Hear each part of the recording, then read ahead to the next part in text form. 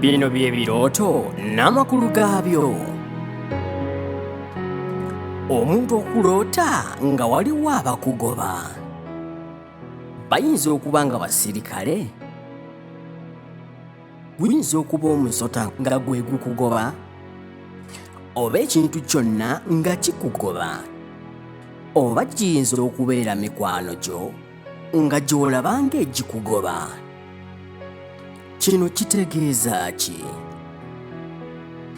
Bangi bakimbuuzizzaako nti ndoota abasirikale nga bangoba. Abalala ne bambuuza nti ndoota emisota nga gingoba. Ndoota mikwano gyange nga gingoba.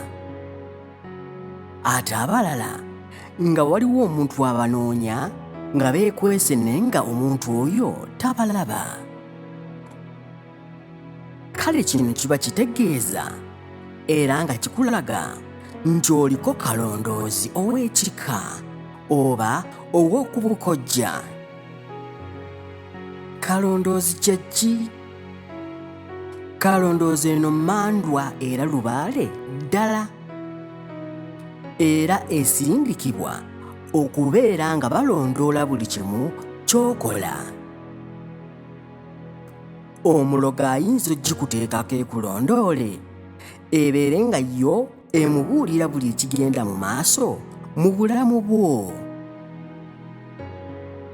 Kalondoozi oyo bw'awulira nga waliwo essimu gye bakubidde nga ya ssente era ng'okoze ne puroguraamu, yo ng'etwalayo olugambo. Ebagamba nti ono agenda funa ssente nkya essaawa bwe ziti. Bagenda muwa na ssente bwe ziti.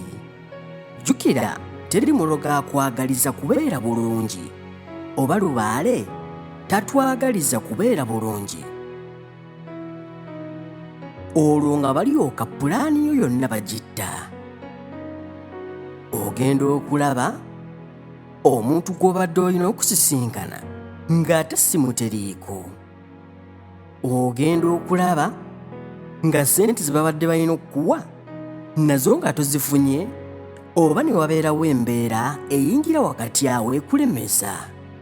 Kale kituuka nnyo na ku baana abagenda ebweru ng'amaze n'okusiibula ab'ewaka n'ab'ekika kye nga n'ebyo by'amaze bitunda n'abagamba nze ngenze. Kale olw'okuba kalondoozi ono oba oluusi n'oyo omuntu gw'aba ayogedde naye nga ye kennyini aliko kalondoozi amutambulirako, okukkakkana ng'olutuka ku kisaawe nga bamugamba ebibyo tetubitegeera, ddayo ewammwe. Kalondoozi ono eba mmandwa nga ye eriwo okulondoola buli kirungi ky'oba ogenda ofuna okufuba okulaba nga kyonooneka. Kyova olaba abantu abasinga mubadde nga mwebuuza lwaki pulaani zange ze mba ŋŋenda okukola teziyitamu, oba lwaki buli kye mbadde nzija mpulaaninga tekigenda mu maaso. Kale ensonga ngikuwadde nti kalondoozi ono gw'olina mu bulamu obwa bulijjo, kalondoozi tumuwulira mu bintu bino wammanga.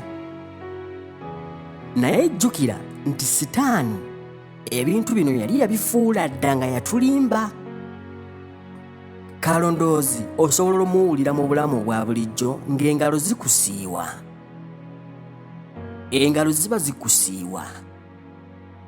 Obeera ofuna ebisulo ku maaso. Awo ng'omanya nti Sessoto already ali mu maaso go mwalabira. Okutu kuba kukuluma, okutukutuka n'ekiseera ne kutandika okuwuuma nga kukola akasaawundi. Oyo nno abeera kalondoozi. Kalondoozi oyo mubi nnyo era aliwo okukwata bulamu bwaffe butagenda mu maaso. Kalondoozi ono nabagambye nti buli w'oyogera pulaani yo eri abantu kababeere ba kika kyo, weegendereze nnyo pulaani ezo tezitera kuyitamu. olw'ensonga nti oyinza obutamanya ani gw'onyumiza ku pulaani yo. Oyinza okunyumiza mukwano gwo oba muganda wo, naye ng'essaawa eyo oli mu kunyumiza kiri ekyajja okulondoola. Kale ogenda okulaba ng'ebintu byo byonna bifa.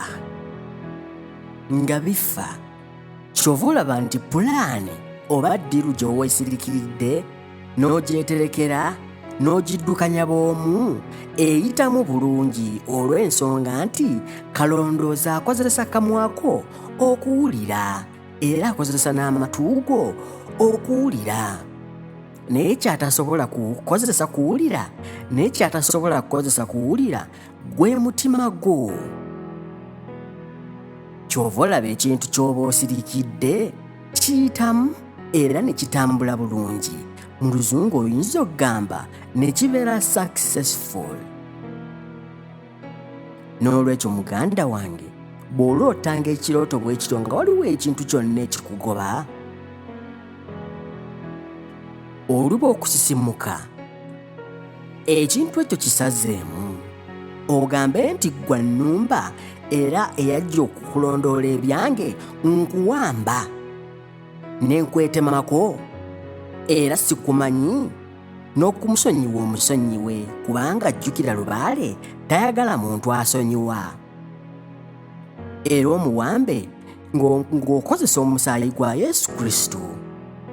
Okiddirire, okiddiriŋŋane emirundi egiwera mpaka bw'onaalaba nga tokyafuna birooto ng'ebyo ate nga n'ebintu by'ogoba bitambula. Ekyo kye kirooto kyaffe eky'olwaleero.